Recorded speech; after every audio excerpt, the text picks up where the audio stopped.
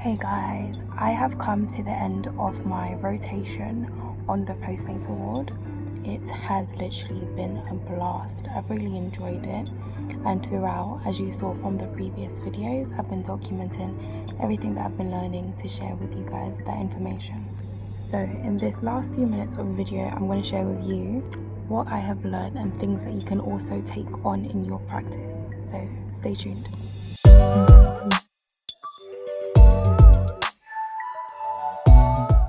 So I was checking a lady's oxygen saturation rates, and it was not going higher than 95. It went from 92 to 94, and it wasn't going higher. I asked her how she is, and she said she's fine. And basically, that's indicating that her oxygen levels are low.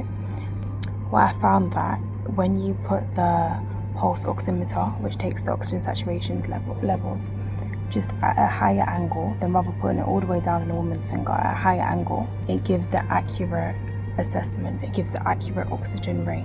So once I did that, the oxygen saturation rate rose up, and it made more sense for the clinical picture, because it was telling me that the woman was not having enough oxygen, but she was there breathing and she was fine, not struggling. I also learnt about conducting what to do if a woman is having low urine output in labour and postnatally. So to make sure that I do her bloods, her urea and electrolyte bloods, to ensure that everything is going well and is okay with her kidneys.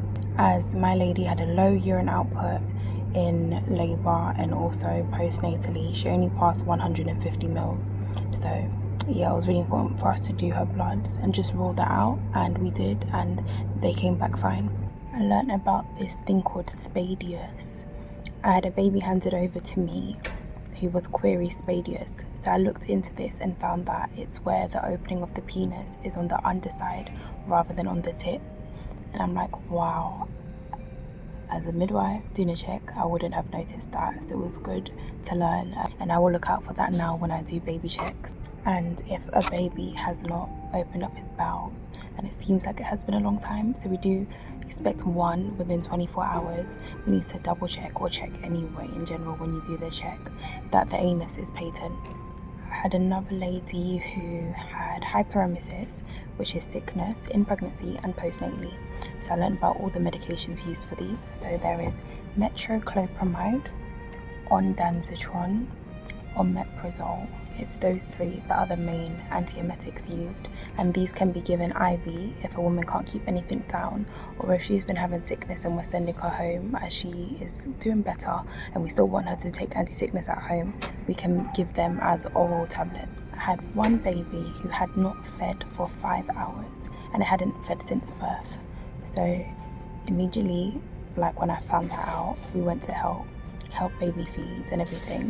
And it's just important to make sure you do so, because they do give 6 hours for the baby to feed after birth, but the sodium levels are decreasing, the baby could be dehydrated, and the indication of that is crystallized urates in the baby's nappy.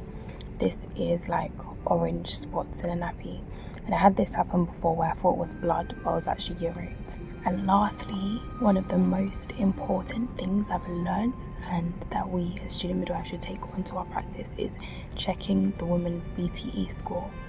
If you've been handed over a woman and it says her VTE is a certain number, check why. For example, VTE 1. Okay, so VTE is the venous thromboembolism score, and this just indicates that, gives a woman a score and shows how at risk she is to develop a blood clot, and just putting those proportions in place. So the higher the VTE score, they have to take blood thinner injections for a long period of time. The lower the score, the less period of time for the blood thinner injections. But it's important to check the score, because there could have been mistakes with the score, and if that's the case, you can be giving someone injections who doesn't need it, and that's a drug error. Then you have to datix that, and so check the VTE score.